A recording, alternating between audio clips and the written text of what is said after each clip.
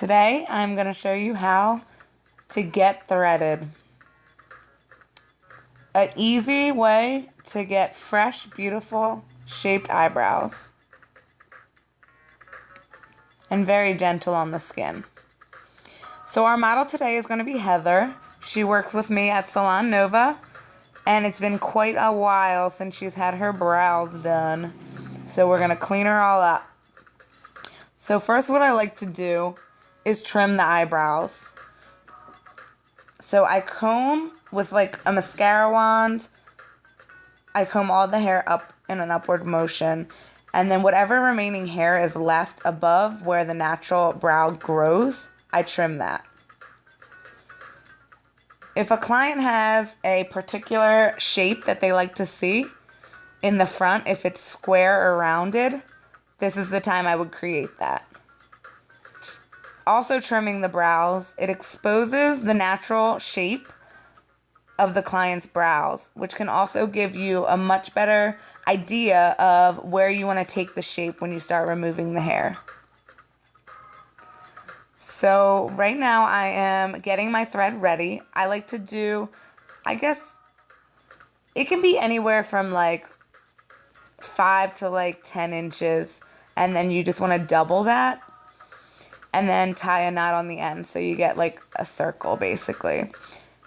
And then what I do is I twist it. You definitely want to twist it over 4 times to get a really strong hair removal when you're actually removing the hair.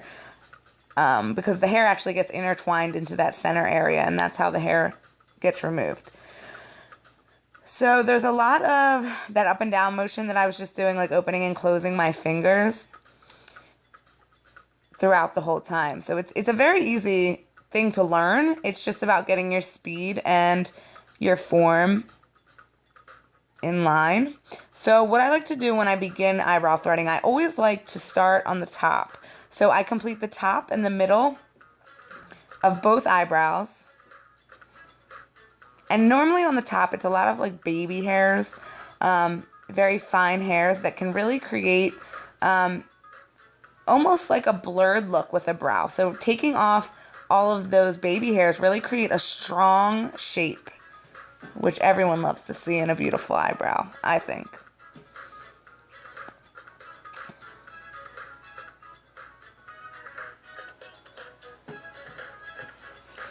So now we're moving on to the underneath of the brow. This is the part that is hurts a little bit more because the hair is usually a little more coarse. And that was lovely Emily there being a wacko.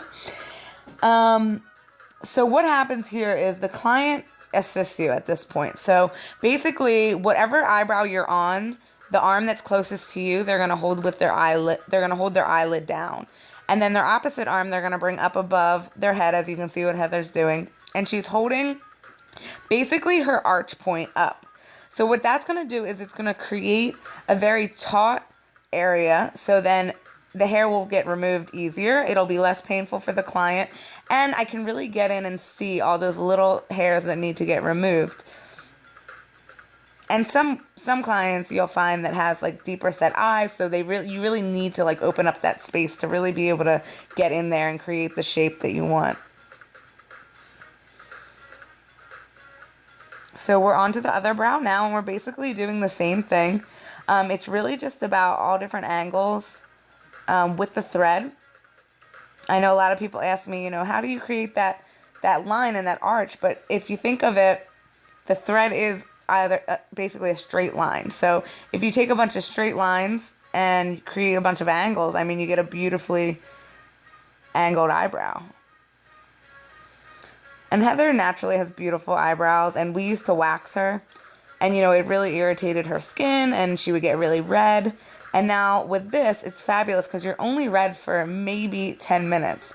A lot of my clients find that they end up being more red from the pressure they put from their fingers of holding their eyebrow in place for me.